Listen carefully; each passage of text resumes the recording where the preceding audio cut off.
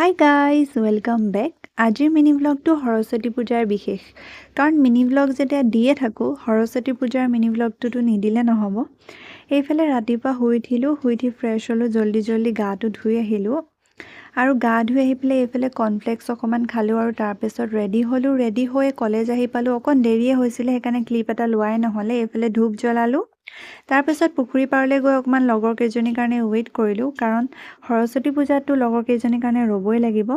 তাৰপৰা সিহঁতিও আহি পালে একেলগে, এইফালে দললৈ বুলি আহিলোঁ আৰু ইয়াত এক্সট্ৰা 5 মিনিট ৱেইট কৰিব লগা হৈছে, ইমানেই ভিৰ। তাৰপৰা এইফালে ভিতৰলৈ সোমাই অহাৰ পাছত এইফালে তছলিমাই ফটো মাৰি আছে আৰু তাৰ আগতেই মই ফটো কেইখনমান উঠি ল'লোঁ ইয়াতে ধুনীয়াকৈ। আৰু তাৰপাছত গোটেইকেইজনী ফটো উঠাৰ পাছত আমি কলেজলৈ আহিলোঁ খাবলৈ বুলি, কাৰণ খানা আমাক কলেজতে দি আছিলে।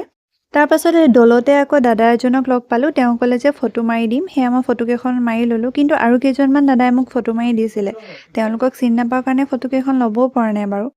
তাৰপাছত এয়া দলৰ পৰা ঘৰলৈ বুলি ওলাই আহিছোঁ আৰু আহি পেলাই এইফালে বেটেৰী ৰিক্সাৰ কাৰণে অকণমান ৰ'লোঁ। আজি মিনি ব্লগটো ইমানেই গাইজ, বাই।